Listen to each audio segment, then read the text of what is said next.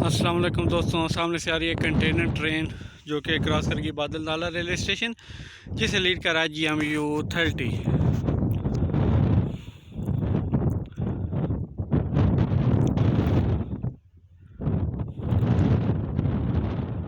Main line से गुजरेगी।